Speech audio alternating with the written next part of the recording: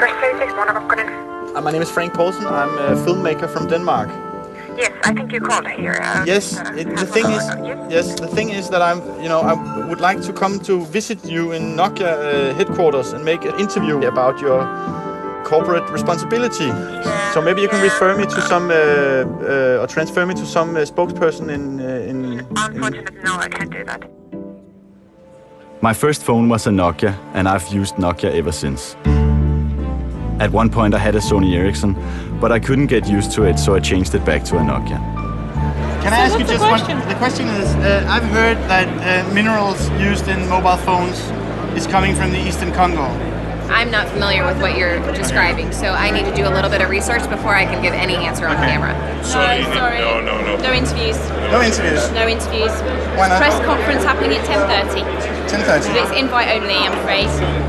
Can it really be true that our phones contain minerals that are financing war in the Congo? And if the world has known about this for a long time, hasn't anybody done anything about it? Or is the Congo just too far away? I can't live with the fact that my phone might be financing war. I can't just keep on using my phone to send loving SMSs to my wife or talk to my daughters if it has cost life in the Congo. If there's blood in my mobile. My phone company are renowned for their social responsibility. They will know whether there are blood minerals in my phone or not. Hello, we're here to visit Nokia. Okay, who's your Nokia host? We have no host. You haven't been registered. No. Okay, in that case I need to register you. Yes. Can I get a business card or? Yeah.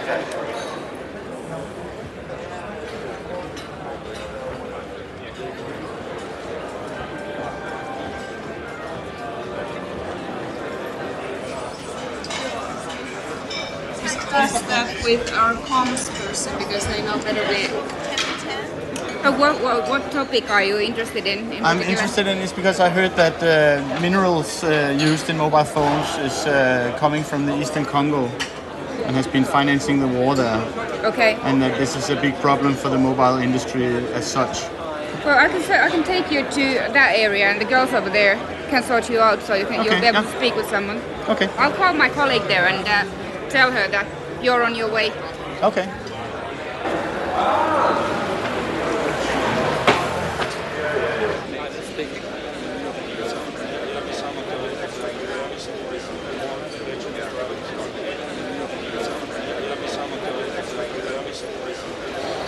Sorry, we don't have anybody who can give comment on that here available today. Okay. But I'm happy to take your contact details and we'll make sure that we'll get back to you on a topic that you're interested in. Sorry if I... It's better if we book the time separately for this. Okay. Okay? Thank you very much. Thank you. Okay, Thanks. bye-bye.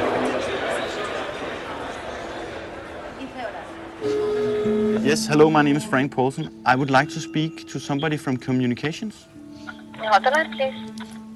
So, there's no one who can help you at the moment. Okay, but who is it that I should speak to? I'm actually at the moment in a meeting. I don't have any contact person. We have just this one phone number here. I don't know exactly where the best person for you to speak to, where that person would be located. So, it's possible that that person could be located somewhere else, or... Oskar Södergren from Nokia. I can't take your call right now, but if you please leave a message or in urgent matters, please send SMS. I'll get back to you as soon as I can. Thank you.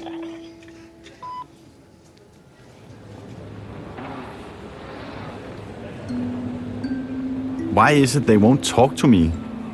Is it because they are using blood minerals? If that is true, it hardly matches their description of themselves as a human corporation. If there are blood minerals in my phone, it paints a completely new picture of Nokia. Maybe Nokia aren't as socially responsible as I thought they were. I'm on my way to the Congo. I want to see where these minerals are coming from and to see with my own eyes if they are financing war.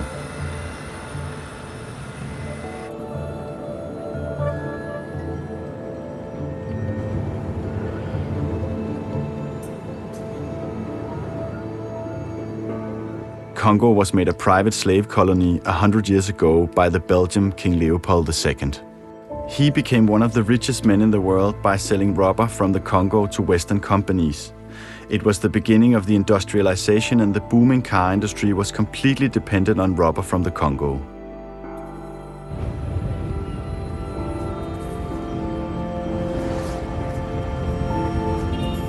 Today, the Congo is one of the poorest countries in the world, even though the country is so rich on natural resources. During the last 15 years, more than 5 million people have died in the eastern Congo in a war between several armed groups. And it is estimated that not less than 300,000 women have been raped. How do I find my way into the mining business in a place like this? I managed to arrange a meeting with Mr. Kambe Kambe, who is a high-ranking official in the Congolese Ministry of Mining. Hopefully he can send me in the right direction. It will be best to have my image tomorrow, not this night. This night I'm not working. No, you're not working. I take my beer. Yes, you're taking it.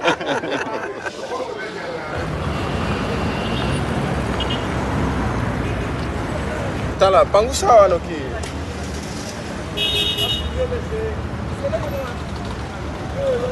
Bonjour, monsieur le chef de département. Oui, oui.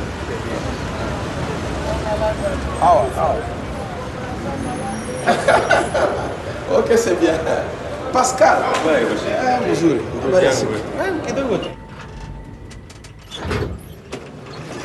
Oh, Makungu. Bonjour à tous. Here we have a sample of cassiterite come from Kivu. Here we have a stamp of coltan come from Kivu. Is used in electronic mobile phone, for instance. Kambe Kambe says I have to go to the Kivu provinces to look for blood minerals. He tells me that he also owns a private company. He's not only working for the ministry, he gets paid by foreign mining corporations for helping them obtain mining licenses from his own ministry. But don't you think there's isn't there a conflict of interest being both working for the ministry and for the private sector? I mean, you're sitting on both sides of the table. It's good because I have two experience. I can use my experience, private experience here, and I can use my experience here for my private society. But I mean, in my country, in Denmark, it would be illegal to be working as a civil servant in a ministry of mining and then be a private miner as well. I haven't a decision. Who has? I don't know. That's political. I'm not a politician. I'm scientific and a businessman, not a politician.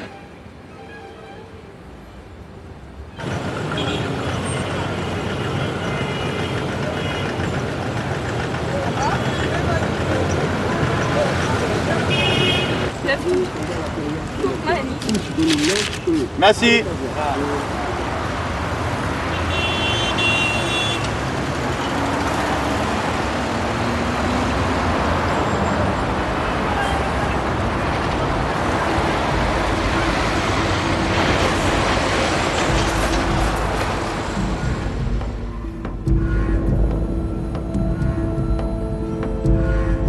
The only safe way to fly in the Congo is with the UN peacekeeping forces.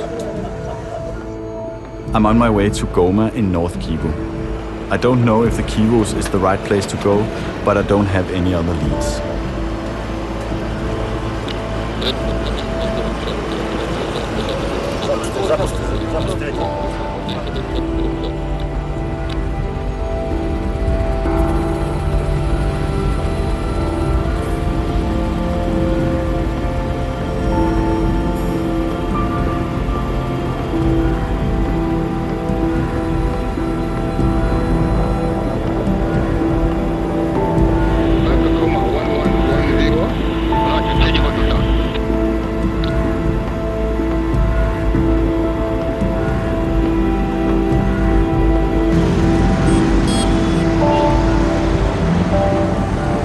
this seems like the right place to look for blood minerals. There is no other place in the world where the UN has so many peacekeeping troops. Their mission is to protect the civilians against the violence of the armed groups, but the blue helmets, as they are called, rarely go far from the major towns, and they always stick to the main road.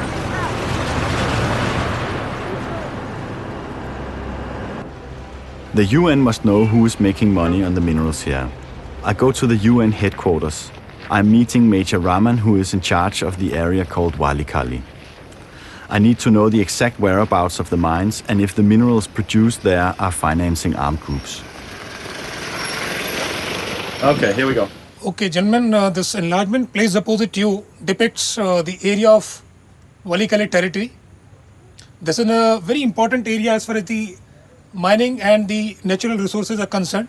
There are two important localities in this area of responsibility. One is BCA and another is Kilambo. Cassiterite and bauxite, these are the two minerals which are being excavated.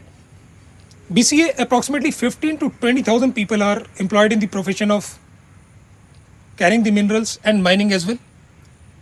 And minerals which are excavated in this area are brought to the roadheads of Jingala, Osokari and Mubi. For a man with load, it takes 2 days to reach either of the roadhead.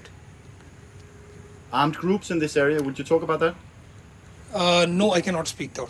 Frank, Okay. will you excuse me please? I'll speak only the facts which are there with me. Okay, so Yeah. you won't talk about Yeah, I'll be speaking about the Kilambo and the construction of this airstrip. Yeah.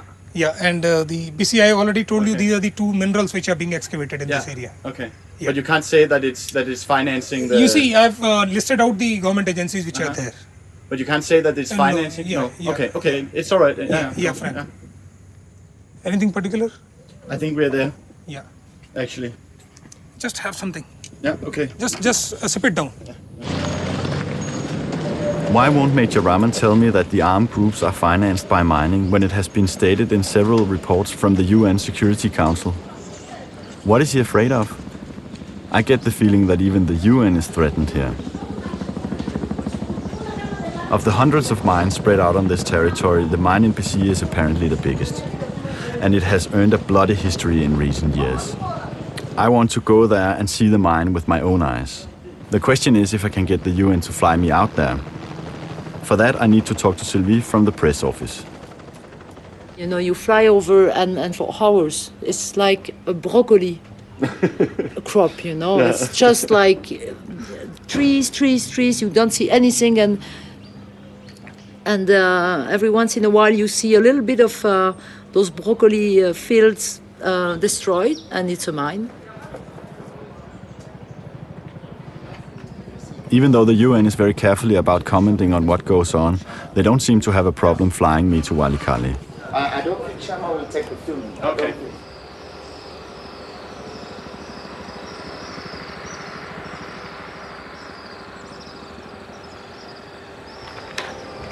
We are going to be here in Walikali. Yes. Where they kill people. Yeah. Pay attention, anything can happen. Yeah, sure. These people are uncontrolled. Yes, sure. So anything can happen, man. And you will be deep in the forest, 90 kilometers in the forest. It's not a joke. So be careful, be careful. Zameto kabi journée oyo na maboko na yo, ete journée oyo kimia ya likolo, ekitila moko na moko na katila bomo na biso.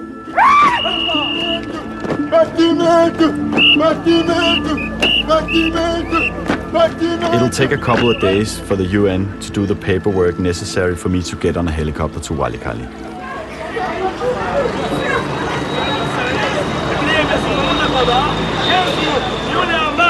Ameenda mbinguni, atakuja tena. Hatujue siku wala saa. Kama je suis anyways, I'm the big evangelist. Jina zao liandika mkitoka usema, wasamehe neema yako Yesu wasamehe. How do I get the information the UN won't give me? I find the bar in Goma where the white people go.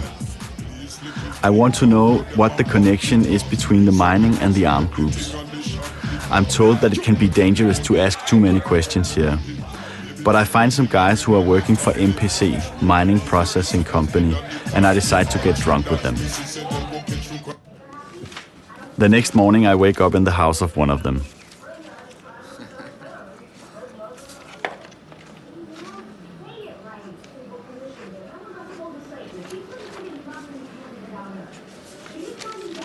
Barman doesn't want to be interviewed, but last night he told me that the company he works for actually owns the mining license for the mine in Walikali, where I want to go. He says that none of his colleagues want to be interviewed either.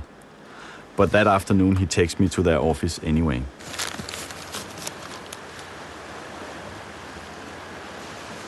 Yes. Okay, my finger, Goma, that's where we are. Okay? And the blue patches, they are the original Sakima. In other words, they are what they call exploitation permits of the main tin, tungsten concessions. And these are a spillover from the Belgium colonial days when they were mining. Where can you tell about these different kind of armed groups that are in this area? Well, it's actually quite dynamic because we've done some exploration recently here, and the geologists moved in here, and then suddenly they came out of the bush, and the main road from there all the way to Lubuntu, 30 kilometers of that road now was controlled by the Simba, and they were taking $30 tax for you to pass through. So, and then there'll obviously be the 85th Brigade will have blocks somewhere along this road. You'll also have General Nkunda's crowd somewhere around here. You'll have the Interahamwe in the mountains there. They will be taking taxes off of you. So it's very dynamic. They set up in a place, they maintain it for a while, then they'll close off and move somewhere else. So from Goma to Basia mine is where my finger is. We're looking at about 170 kilometers by plane. And Walikali, where you were actually, Walikali, there's actual Walikali itself, which is about 130 kilometers by plane straight. And where's BCA? And BCA is up there. And do you consider it dangerous to go to BCA? I mean, also for me as a filmmaker to go there and make a film. It depends on the people, how drunk they are, how much money they want. The people from MPC have waited more than 2 years to get access to Bisie, while different armed groups have been in control of the mine. Okay. Right now, Bisie is controlled by a unit of the Congolese army, FARDC. According to the people from MPC, the National Army is acting in the same way as the armed groups. Colonel Sammy is a prick. Listen, I can still hear you, huh? Come again. What were you saying? No, we were just mentioning, who do you believe in this country, huh? Yeah. So tell me, who should I believe? Us. Of course. What are you saying? Who should I believe? Us. Why? Yes. Well, we personally haven't really got much to gain from it apart from our salaries. We're employed. Yeah. That's it.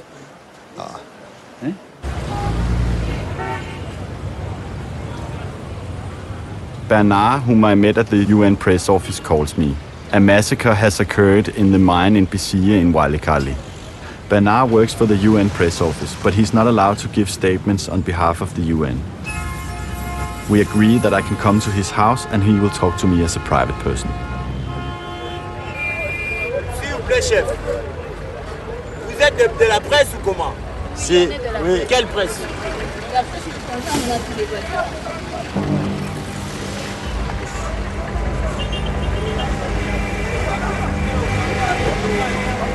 Come again.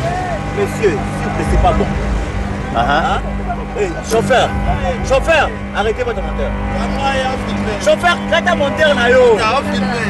Chauffeur, arrêtez votre moteur, vous allez arrêter de tester. Prends un soda. Quand monteur na yo, je veux savoir, il y a un bleu là, on va après ça. Il y a un bon moto là. Quand moto na yo. La personne autorisation là. Quand moto na yo, chauffeur. Moteur les a un problème. Est-ce que moteur a un problème? Autorisation ezali. Autorisation yango wana ezali. C'est quoi là?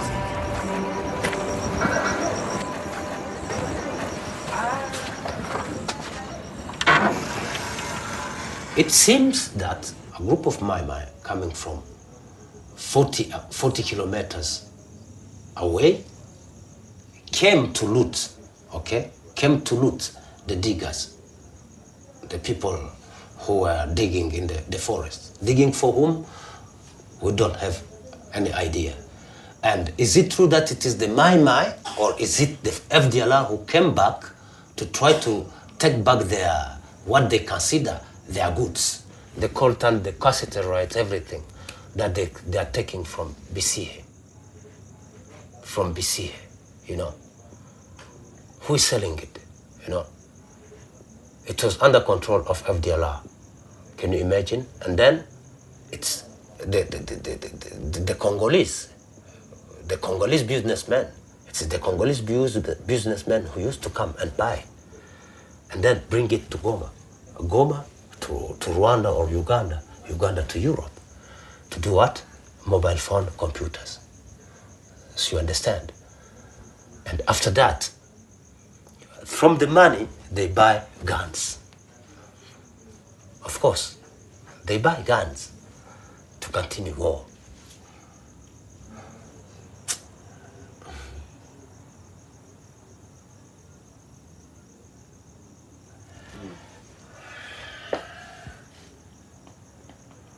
Just today, you know, I've met a woman called Masika. She has been raped 3 times. The first time they killed her husband just in front of her, cutting her in pieces, little piece. And then they asked her to put all the pieces, okay, like this, and to sleep on the pieces. And they raped her on the pieces of her husband. Can't imagine. They asked her if she had eaten chewing gum. She said yes. They took the penis of her husband, you know, the head, and they put it in her mouth. Asked her to eat chewing gum. You can't imagine what is going on now.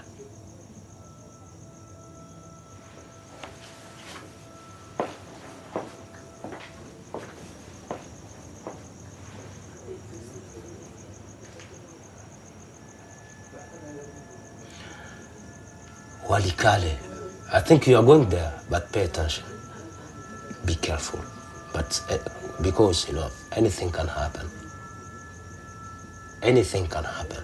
Because if you discover, for example, something wrong with FRDC, you see, you are in problem. If you find something wrong with FDLR, you are in problem. If you find something wrong with Mai and you film it, and then they see, okay, this can be a danger for us, you are dead. So you are in danger in all the sides. Pay attention.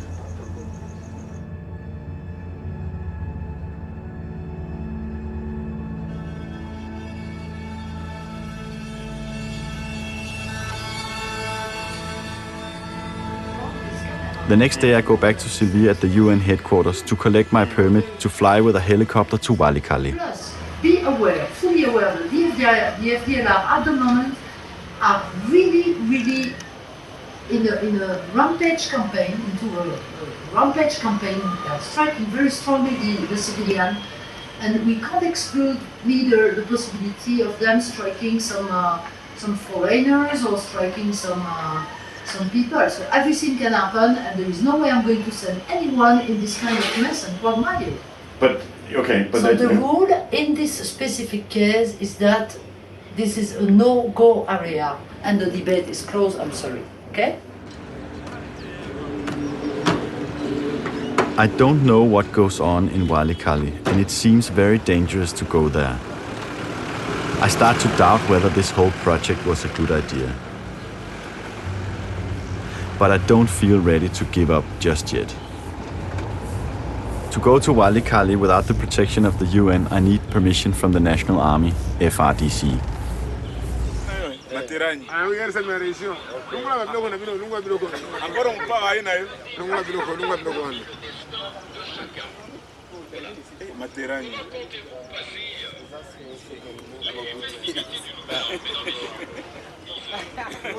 I'm told that I'll never get permission to go to the mines in Walikale because high-ranking officers are making a lot of money from the minerals. And now, they didn't tell you that you must have something from army. No, that's why we're here. That's why we are here. But even, wait, I can... Nani, est-ce que Colonel Padiri, Asiakom? Colonel Padiri, okay, no, because there is a commander, Colonel Padiri, who is in charge of operation and intelligence for all region. So it's him who must, I think, that say what we can do.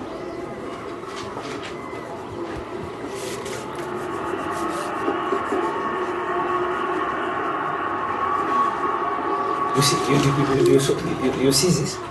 No, what is that? Ah, it's you, huh? Is it me? You see? And you see? Ah, that's very nice. You see it? Masai. Yeah, Masai. You're Masai, yeah? Yeah, my son who sent me. Okay. You know, in the war,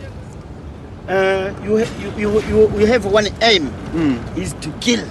It is very easy to do administration of the war, than to the peace. It's easier when it's war than in peace? Yes. Yes. Why? Because you have to feel soldiers. They don't do anything. They are there only, and they must eat. They must drink. They must wear. To wear. You must give them uniform. But in the war, no. He kills the enemy. He gets uniform. He kills the enemy. He gets boots. He kills the enemy. He have a gun. Have you been in war, like in fighting? Yeah. This is for when I'm going to the war. I can't. I must go with this. You see, because this is my blanket. This is my. If you want the peace, you must prepare the war. That's why I keep this for the rain. This is I got it in Uganda. You know this? I got it from Libya. You know, it's a kind of uniform. Libya. You see, Frubangi. I keep. Wow, you have many, huh? Yeah. It's a good uniform. A nice uniform, you see.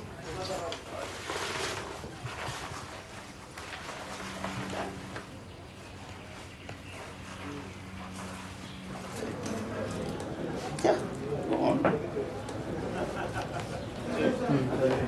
Yeah.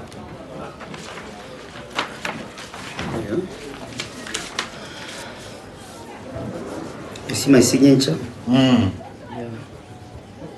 It's beautiful. Yeah. There is a star in it. Yeah. You see the star? Yeah.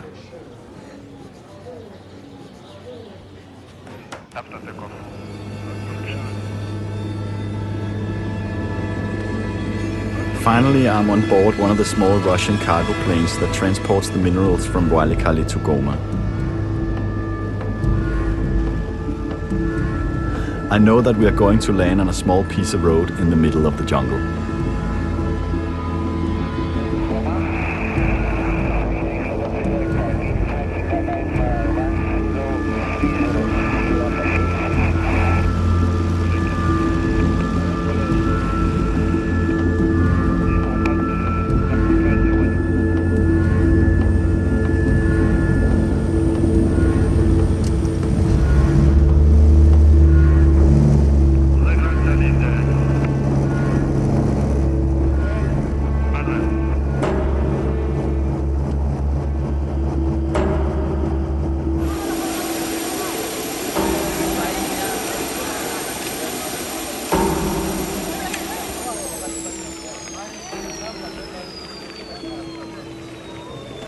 Is it safe to fly this this trip, huh?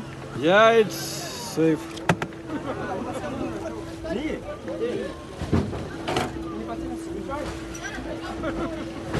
Do you know where this is coming from? Oh. This is you're flying with.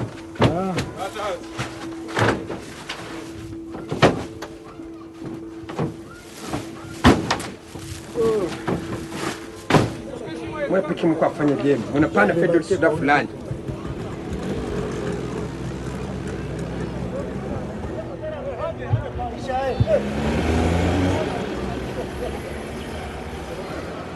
And then I'm stuck again. Also here in Walikali, I have to visit the local authorities, but it is weekend, so I have to wait for Monday morning.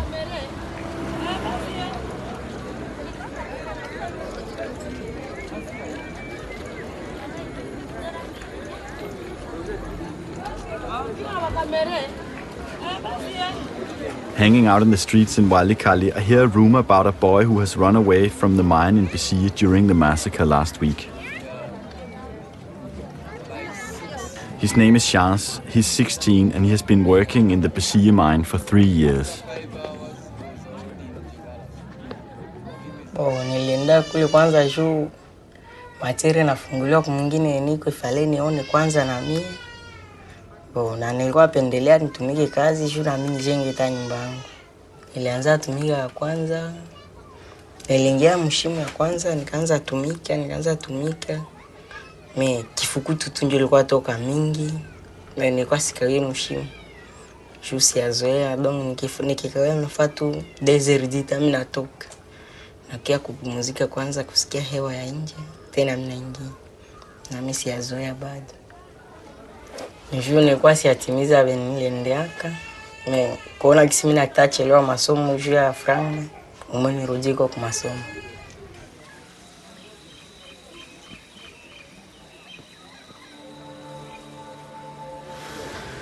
Okay, thank you very much. Thank you. I require the local authorities' validation of my permits. They are also involved in the mining business and have some authorities over the armed groups. Their stamps serve as a security from some of the armed groups that I might run into on my way.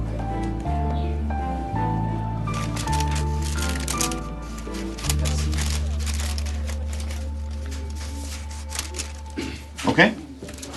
I get the feeling that if I'm going to film in the mine in Bisie, it has to be quick in, quick out. So I need someone who knows the place well. I go to look for Chance to ask him if he will help me. Chance isn't there, but his mother invites me in. The reason we were interested in Chance is because he came from Bisie. Did he tell you about what he experienced there?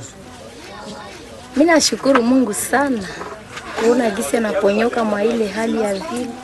Juu bale bote wenye balikufa kule yeye hakukuwa mzuri kubashinda, lakini Mungu ndio alipenda kumuponesha kwa ile hewa. I see you go here.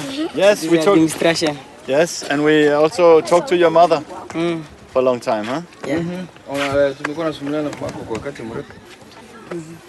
And she agreed that you can come with us to Bisie.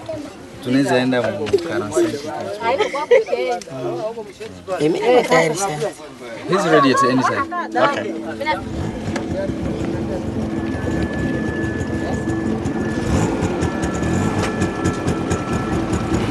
Let's go. You coming?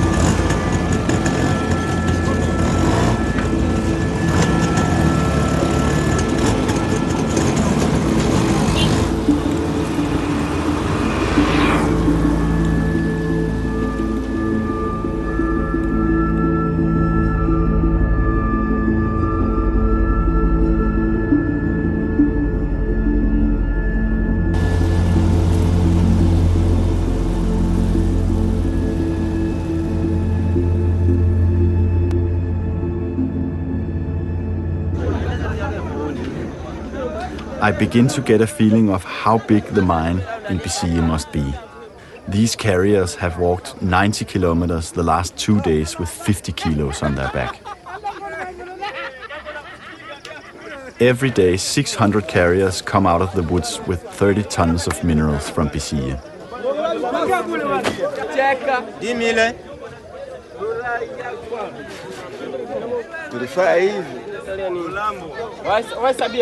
Preza me huyu ndakachiye nazigera mwezo nka kiranga lefaranga unakuwa kae.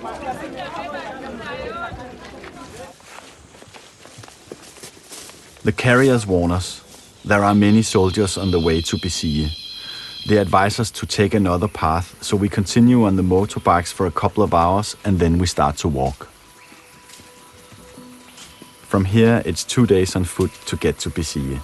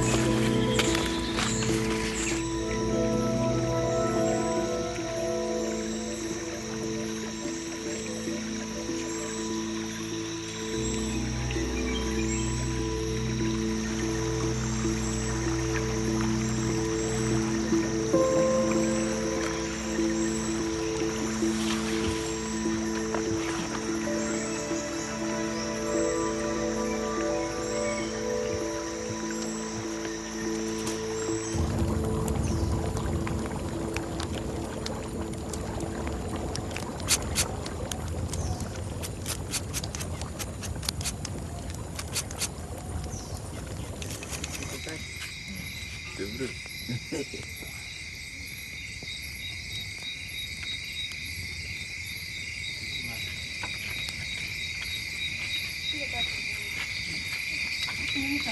see that it's nice. How do you feel it? It's good.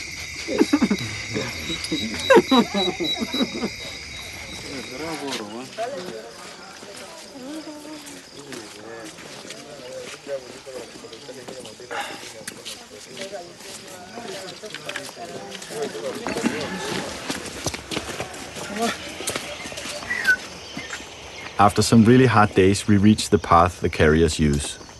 We are right outside the mine now.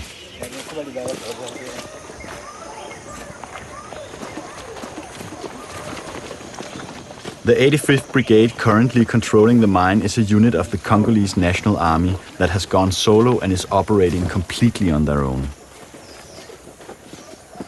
In front of us, the soldiers have a checkpoint which there is no way around. To get to the mine in Bisie, we have to pass it, and we have no idea how the soldiers are going to react.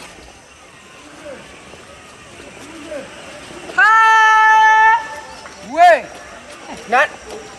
Good morning. Good morning. How are you? I'm fine. And you? Okay. Hey. Huh? Jambo. What is your name? My name is Frank. This is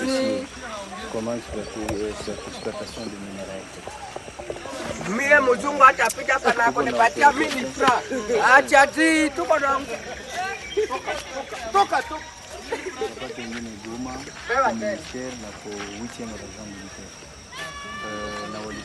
Mzungu apika tena kufali. Tukaonana na administrateur territoire, tukaonana na colonel Sani, tukaonana na chef de brigade tena Buruwe, tukaonana na commandant bataillon. Sasa tuko bangapi?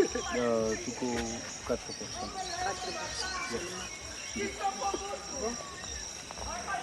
Mais nakwambia je suis handicapé.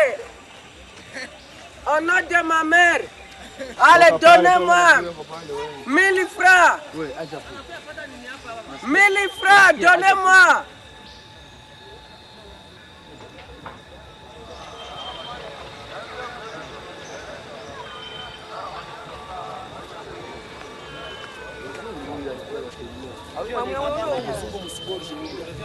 Okay, so this is how the armed groups are making money on the mining. They don't even have to leave the forest. They let the local population do the hard work, and then they impose taxes on everyone. And to get in and out of the mining area, you also have to pay some money.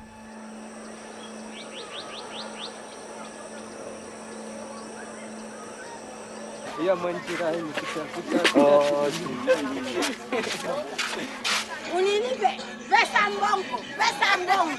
Ukusikangaye pamba ezala kate.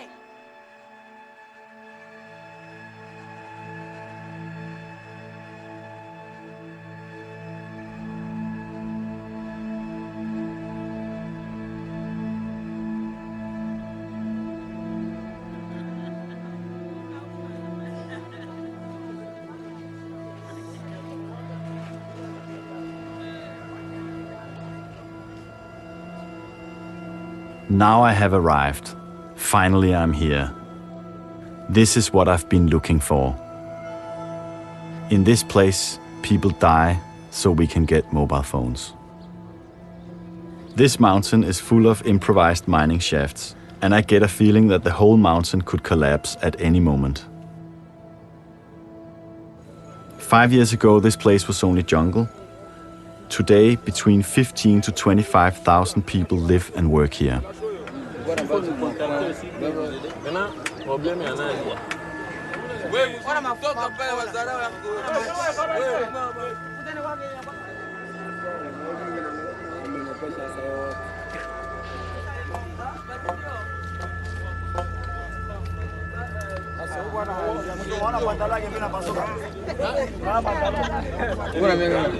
Me, 14.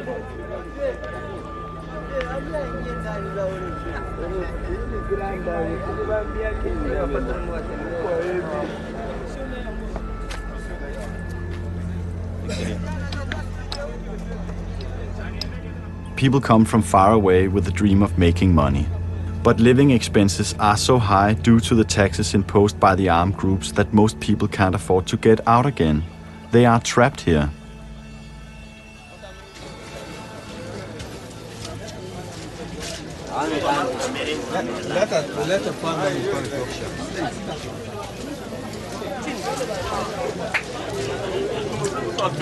Pardon,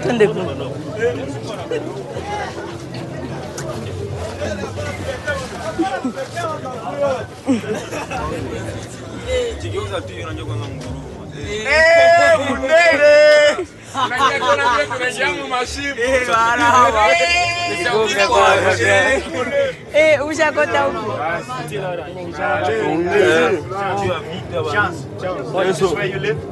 Not, this is house. Okay.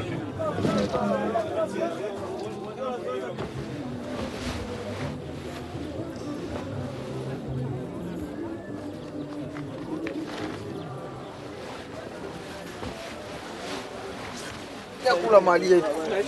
Nakona wasahau. Wa mwizi. Na shuti. Waonesheleze kwamba. Maake balikuwa pigia masasi hapa. Masasi lilia, batu kudai.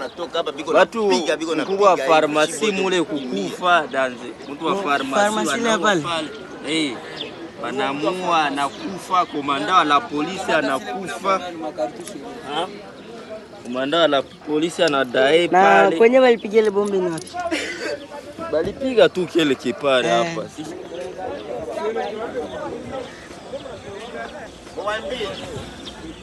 Furi. Haikuepo. Njoo wapi na kwa? Mwezi mkimuona sama Maligulu waibu wote hapa. The mine which Chance worked in until recently is almost 100 meters deep. Chance has told me that it takes such long time to crawl down and up again that he sometimes stayed down there for a week without coming up.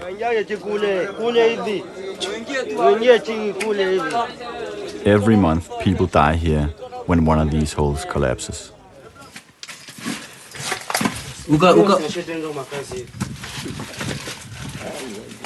Mshuke ashimame tena pale. Sasa.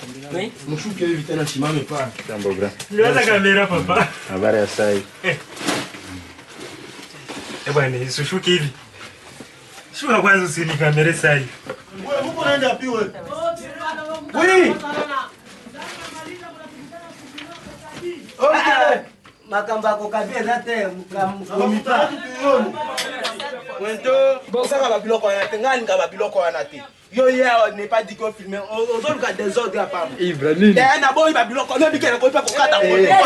Bon ngana tindo filmer ngai. Ngana tindo filmer ngai po nani? O filmer ngai po nani? O filmer ngai po nani? Ngana biso filmer ngai. Kaba na bikela ko bo. Na ko bo mango. Ngana na biso filmer ngai. Na biso filmer ngai. Ngana biso filmer ngai. Ba biloko esanga tina bo. Sasa bulo ngani muna biso filmer ngai. No mwambie kwa bei ya tomboka. Baba ya bongo te. Mufilmer hata yeye. Fatana mkubwa. Mama. Na buzungu yao. Go. Unaenda Bulaya. Ibu tole wala. Bali patia makrane yake kwa pale bana. Kuza. Leta ya kuza. Faut comprendre ici dans la marge qui piachu. Moya na tia. Wanatia nini? Wale wanapatia pinisha ya kutembea na mimi. Chance pito. Walipe ni franga nyingi huko kutembea na hivi.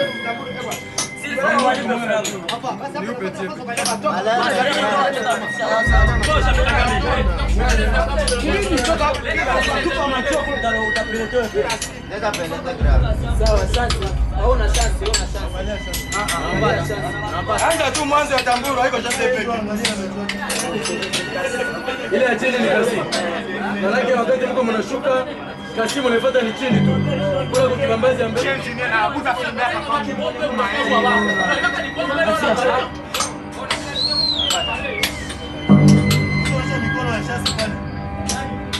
kama Sasa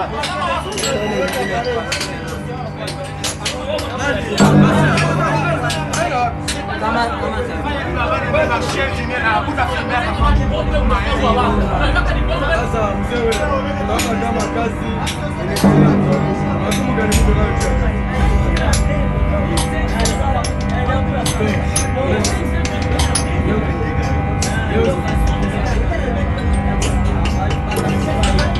Shase, unajua kama ilikataziwa watoto wadogo kuja kutumika makazi ya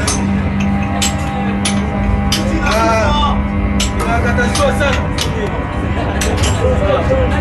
Angalie, ile ndio kasteriti. Boxit. Ile ndio kasi. Sasa chimba kasi. Inalomba mabitu gani kabisa mtu anaweza kuwa nayo. Hapo ndio na madam. Ngoja kiasi mimi sitaonesha. Hauna budget.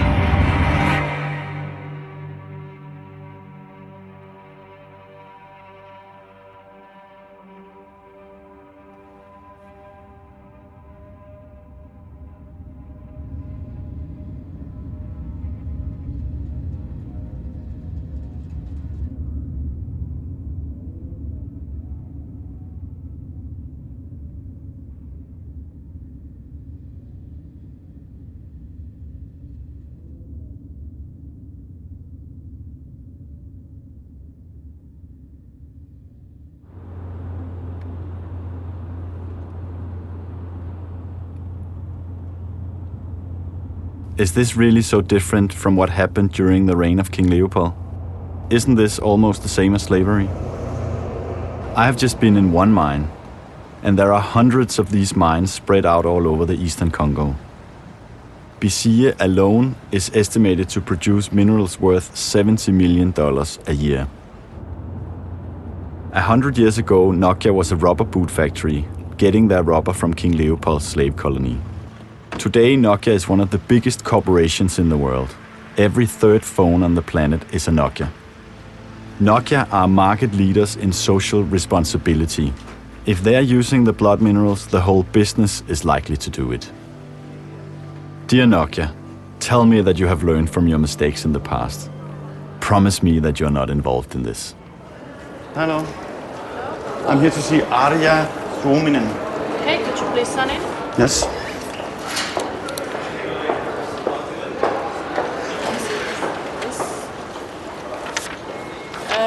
Frank Paulsen. Paulsen. Okay, Arja is in a meeting the whole day. So, do you have a meeting with her? Or? Yes, we wrote a long time ago saying that we were coming. So she knows. This I can't sign. What? Because it says I'm not allowed to film.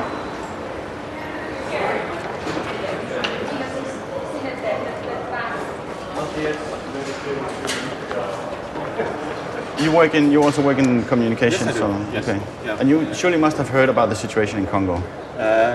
I'm concentrating on the Finnish medium. But maybe you can go and find somebody we I can try talk to do my Yes. best, and I will come back. All right. Thank Okay, you very thanks. much.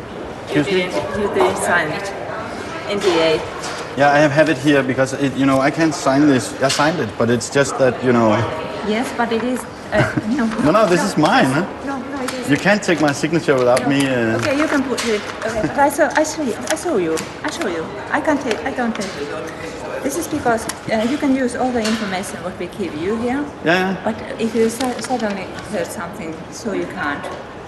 Because. Excuse me. But can I please have this back? This is, Yeah, but you can go inside this house without your signature. No.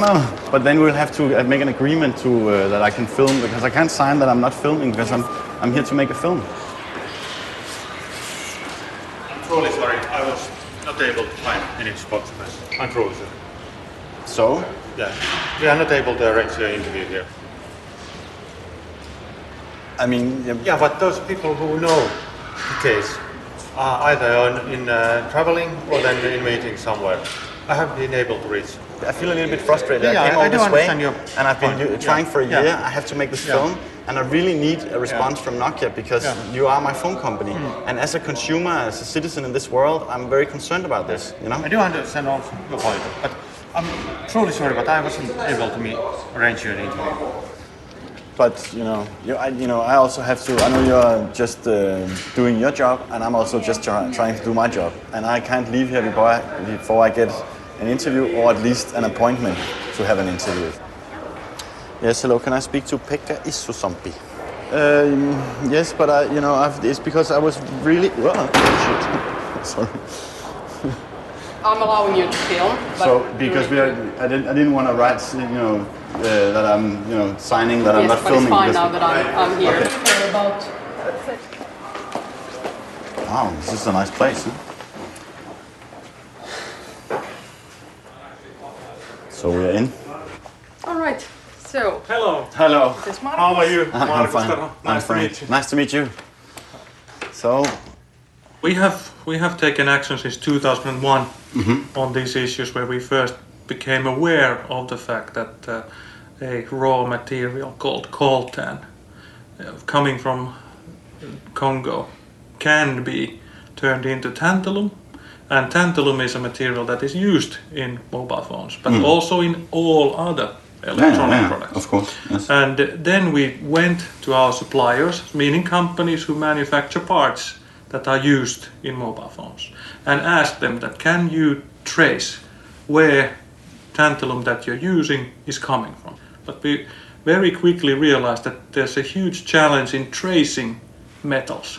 There is no mechanism to be 100% sure where the raw material is coming from. There's no labeling. You cannot trace or test from the material that which of the part of this particular metal is coming from which mines. It's impossible. And how can we, if we have a requirement, how can we then make sure that that requirement goes through the supply chain? And there we need mechanisms, and these we are now developing. So there's a big challenge there. Okay, but it's a serious issue. We work on this, and we hope that there will be a resolution that will deliver the things that we can securely say that we have a responsible supply chain.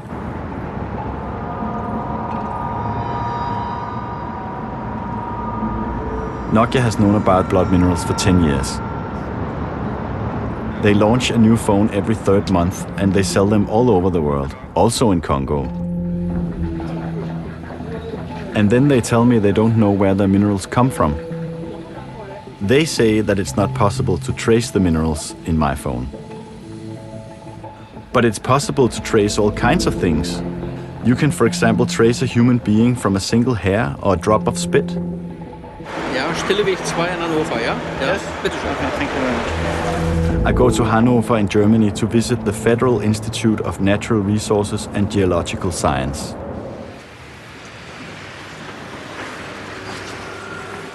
Hello.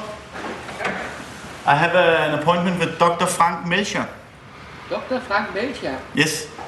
Melcher. Melcher. War der Herr Dr. Melcher? Sie haben hier Besuch. Jawohl, bitte. Voila, come in. Hello. Hi, I'm Frank. I'm also Frank. Nice meeting you. Nice meeting you. Hi. So, hello. So Simon, he is a PhD student. He's working on the tin. Yes. So he is looking into options to fingerprint cassiterite. Yes. Okay. And Thorsten, he is knowledgeable about the coltan. So he okay. was working on the coltan. Yes. And yeah. Yes. Okay.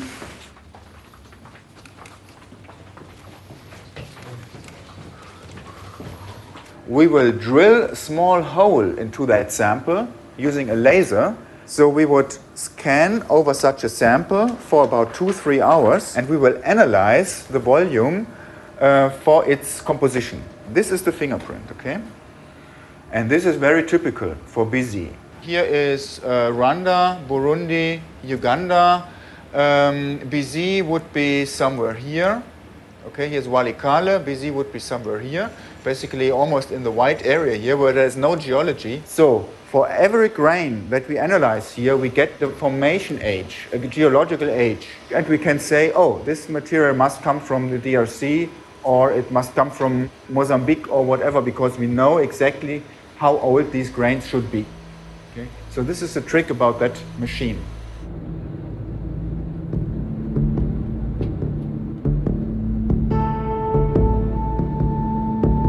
So it is technically possible to trace the raw minerals. That means you have to trace them before they are smelted into metals. The smelting typically takes place in Malaysia, where Nokia's suppliers buy the metals to make the components Nokia needs. The German method makes it possible to certify the minerals in the same way as it has been done with diamonds. Hi. Global Witness, is it here? Sixth floor. Okay. Could this be a solution for Nokia and the rest of the industry? Before I go back to Nokia, I go to see Annie from Global Witness, an organization working to break the link between natural resources and armed conflict. What do you think about this fingerprinting method? It's an interesting idea, but it's an extremely long-term proposition. It takes years to put together some kind of intergovernmental certification scheme. You know, our sense is that these ideas are worth pursuing, but not to the detriment of immediate answers, immediate action. I mean, the situation in Eastern Congo is urgent. It has been urgent for many, many years now. So we need both. We need short-term, immediate solutions that can change the situation on the ground, and we need medium to long-term solutions. On this page of their website, Nokia has, again, said a number of positive things. They talk about reviewing standards, they talk about being involved in the work of industry bodies. We welcome these steps. Of course, we're not going to reject them, but at this point, it's too little, too late, and not fast enough. We want Nokia to actually prove to their consumers, so to publish on their website or elsewhere, exactly what they're doing. What are the contracts that they have with their suppliers? What kind of proof do their suppliers bring to them? People hide behind the fact that they are big companies and they have their selected suppliers, and this is kind of, that's what gives them the edge, in this very difficult market, who they're getting the stuff from and how much they're paying for it. But at the end of the day, I mean, we need to know, in the light of what goes on in the Congo, we need to know where the stuff is coming from, and one of these very easy steps is for them to put it on their website. The Congo can't wait to get a certification of the minerals. Until now, 5 million people have died in Congo in a war primarily financed by the electronic industry. Global Witness has a very simple solution. The phone industry can publish their supply chain. If Nokia won't do this, I will never find out if there's blood in my mobile. Watch out for the floor so that you don't get slippery. Sarah, my contact at Nokia, arranges for me to talk to a woman called Abby, working directly with the supply chain.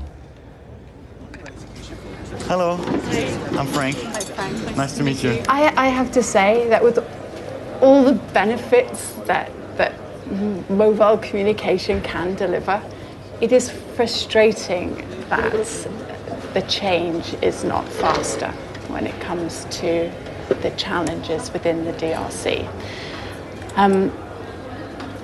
I believe that as sort of Nokia, as an individual company, and then also working at an industry level, that we are working then as fast as we can to be part of a solution. I think the thing is that it's unfortunately it's not just down to industry alone. Nokia. I wish Nokia could solve this, but we can't. I think we need to be a little bit humble here and say that it really relies As one of the biggest companies in the world, you're on a top 100 list of biggest companies in the world. I mean, humbleness is a little bit strange to me when you have 100,000 employees worldwide, and you are big. You are the biggest player in the mobile industry, at least. I mean, every third phone in the world is a Nokia. We are, yeah. But I think that's the thing. As a global company and as a market leader, we have a responsibility to be part of the solution as an individual company, but then also help drive things at an industry level. For sure, it is tricky. If we knew the answer, we would have done it a long time ago. But one of the answers, one of the recommendations made by several NGOs is to have more transparency. to put out your supply chain on your website, for instance. Yeah. Why don't you do this? I mean, this is something that you could do tomorrow. Yeah, we are committed to improving our transparency, and we have seen. But isn't it true? I mean, it would be very easy just to demand from your suppliers that they also publish their suppliers, and then publish all the whole supply chain, and that would really make a great difference in tracing these illegal minerals and the conflict minerals.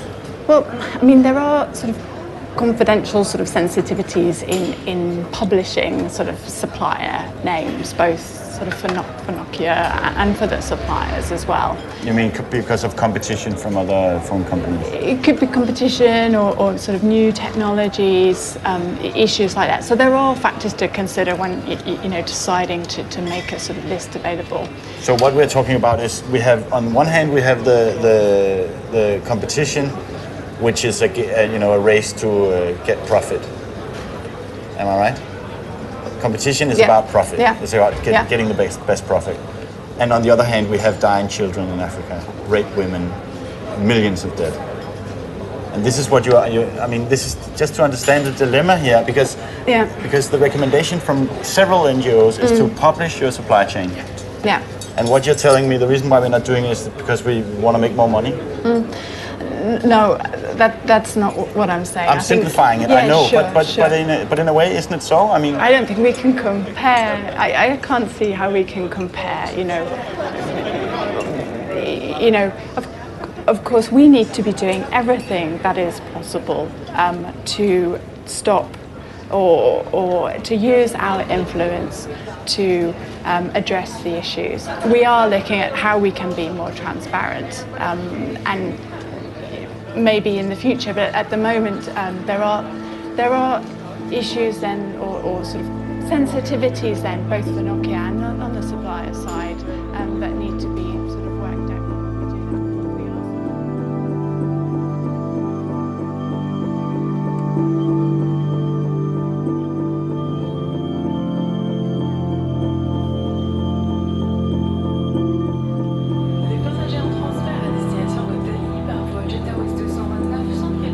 I feel like throwing out my phone, but I'm addicted to it.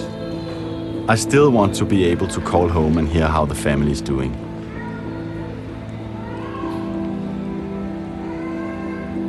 Apparently, there isn't a single phone on the market which is guaranteed conflict mineral free. I want Nokia to take responsibility for the minerals they use. I go to the US. Over there, they're working on a law in Congress that will make blood minerals illegal. First, I visit a group of campaigners called Raise Hope for Congo. They are some of the architects behind the bill. They are experienced in pressuring big corporations, and they seem very serious. Yeah, welcome, and I'll give you a little tour and introduce you to people. Yes. This is Chloe. Chloe is our office manager. Hello. So, this is where our interns sit. So there's one of our lovely interns now. So this is Laura. Laura, this is Frank and Lars. Hey. Everybody's wearing the same t-shirt. We always do, actually. Yeah. Uniform. Yeah, these are their campaign t-shirts. David Sullivan here is our in-house conflict minerals expert. Hello. Why would they hesitate, do anything about this? Well, I mean, it costs them money. Audits cost some money.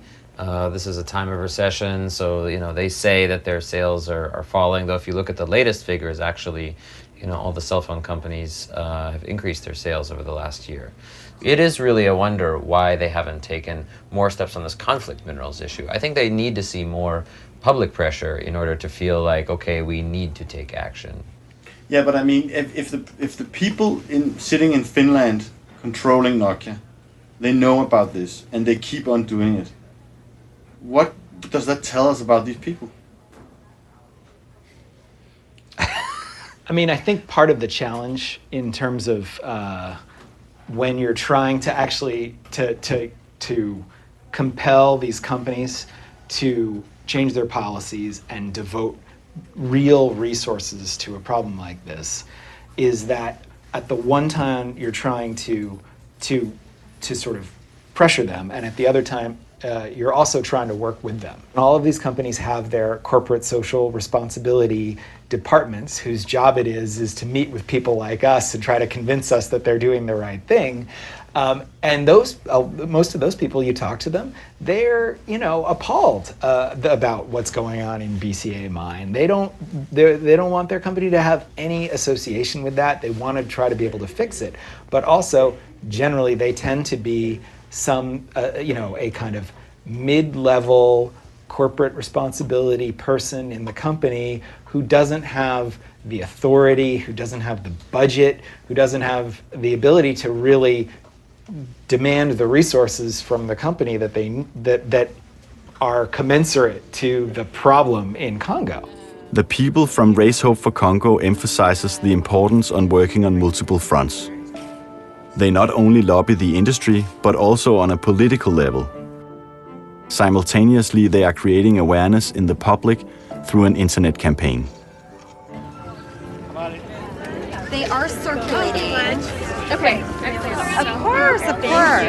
We launched a campaign called Raise Hope for Congo that's basically advocating for an end to the scourge of conflict minerals.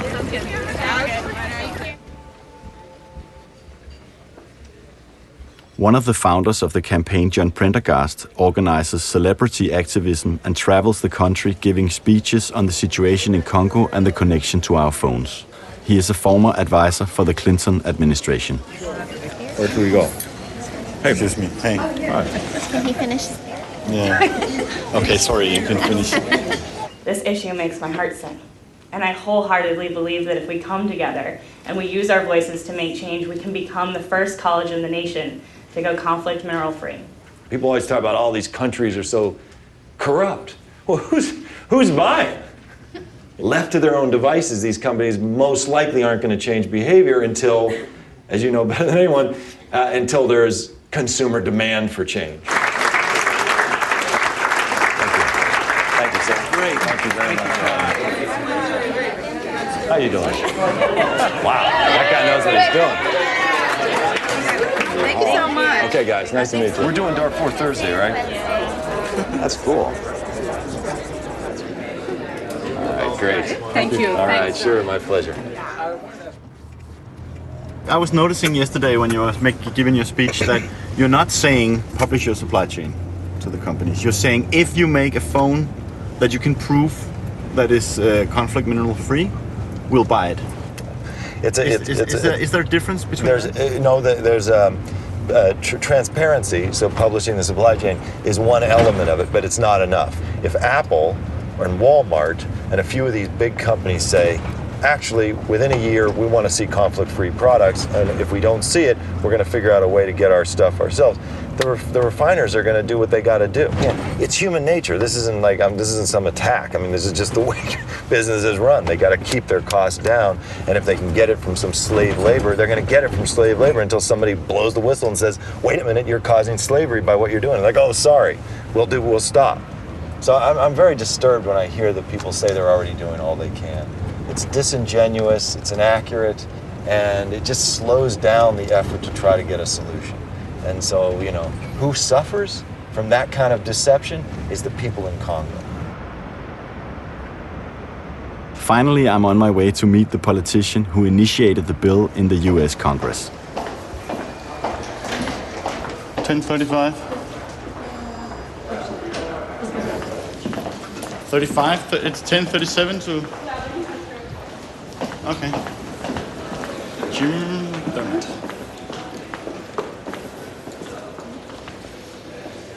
We need to see McDermott. All right, let me go grab him. We follow you or are we waiting? No, just one moment. Okay, thanks. Hi. Hello. How are you? I'm fine. I'm Ed. I'm Frank. It's good to meet you. Nice to So we're finished up a meeting. Have you Yes. guys you guys know? Are you gonna film like the whole walking through and everything like that? If it's okay with you, we have been doing this all the way through Congo and All the way everywhere, yeah, and Okay. through. So yeah, no, can you just turn off for just? Yeah. Okay. All right. Are you ready? I'm ready. Why don't I put my coat on, huh? Okay. So what he was just explaining is he's traveled, you've gone to Congo, and this would be sort of like all right, you've seen all these atrocities, here's what you were sort of offering the solution. This is what you're supposed to be the happy ending-ish, happy-ish ending. Something like that. All right. All right.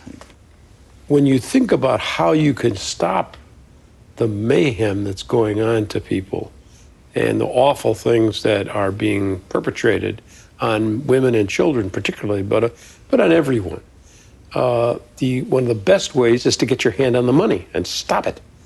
And so we put this bill together to say that you have to use minerals that have come from a traditional, legitimate source, not through the back door of these warlords stealing and using people and using it to fight a guerrilla warfare. So it's from my point of view, you cannot reap the benefits of civilization on the backs of that kind of cruelty and awful treatment of human beings. And we have to do what we can to stop it.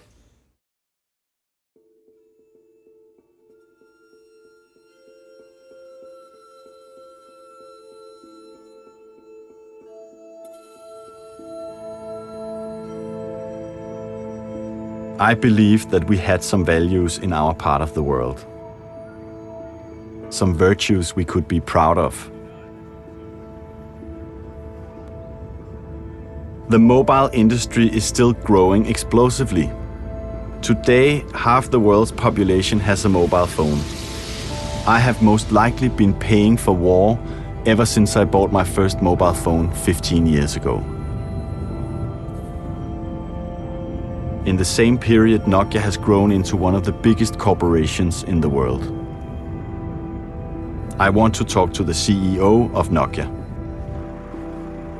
Nokia are no worse than their competitors, but I want my company to do more to ensure that the madness in Congo doesn't continue.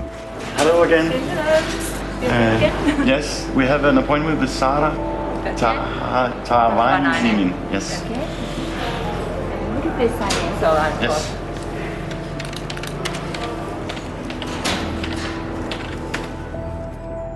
Sarah, my contact at Nokia, has reluctantly agreed that I can come back to their headquarters one last time.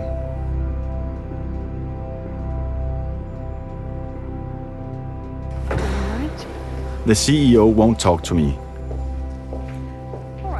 I get half an hour to interview the director of Nokia's Department for Social Responsibility. Hey, Pekka. Hello. Let me introduce you to Frank. Oh, Frank. Nice to meet you. So what I'm here for is because I realize that, of course, people here in Nokia, they don't have small horns in their forehead, and they are not like evil people thinking that it's good that children are suffering in Congo. But either way, this problem has been known for 10 years now, something like that, also here in Nokia. What have Nokia done since 2001? We've been working with the industry association called JESI, which is a consortium of electronics manufacturers, and we've commissioned a study, and we've been working with some of the NGOs, and we've been in discussion with the supplier associations of these metals, and the way what we try to achieve in the first place is to scope the problem in its entirety. So it's not just claims, but rather a comprehensive understanding of the flows of materials throughout the value chain. I mean, you are sitting here talking about first step, and it's 10 years ago you realized this, and you're still talking about first step? Well, what I'm saying is the first step here is about the international community to actually doing something. It's not sufficient for us to do anything on our own. It's our sort of influence and the power in this situation is very much limited to our fraction of purchase of these materials. So what do you think I've been following these teenage boys in Walikale. What should I? Because I've been telling them that I'm coming here to film you guys and the way that you're suffering, and then I will go to Nokia and talk to them about, because they are the ones making a profit from your work, and now I'm here in Nokia, and what can I tell these boys? I mean, what do you think? What is if we look at the near future? Well, I think you can always tell, and I think that's very important, that there's always hope, and there's a hope for better future, but the solution is of course complex, and the road there is very complex, and societies don't develop quickly, but the most important thing is that we have a concern, and I think the concern is not just among companies, it's among consumers, citizens, which means to governments, and I'm optimistic, as a matter of fact, that there will be a solution ahead. It's not going to be an easy one, and it's going to be a simple one, and it can't be solved by simply doing little tricks here and there. But it's a sustainable long-term solution. Yeah, it's a long road, but so it will take years before these boys that I've met will see any changes. That is one thing, and so this is like this is a hard thing to tell them, I think, that I have to go and say, well, you risk your life making this film. We were hoping for that it could, maybe change something. I can't, I have to tell you that it's not very likely that it will be very soon. Huh?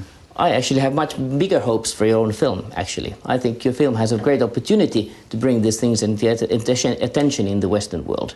I think, you shouldn't be too pessimistic about your opportunities here. But I think our time is now very much up, and I have to move forward. Yes. Sorry, I need to take care of your schedule and the Sure. Yes. What time is it?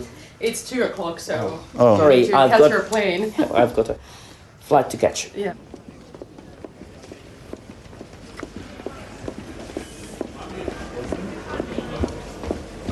Since I've been working with this for so long, and this is my one chance of talking to you guys, because you have some very harsh critics out there in the NGO world, and they say that nothing is really happening in this area, that there's a lot of rhetoric, there's a lot of words, but not very much action. And many years has passed. This is not a new problem. This is something that has been known for almost the last 10 years now. Huh? And I was really hoping that they would in some way admit, because that's the only chance of coming good out of this, is to say, we admit we haven't been doing enough, or we admit that this is, that we have, that in some way, Why would we admit something just for you to get a good film if we don't feel that we have anything to admit?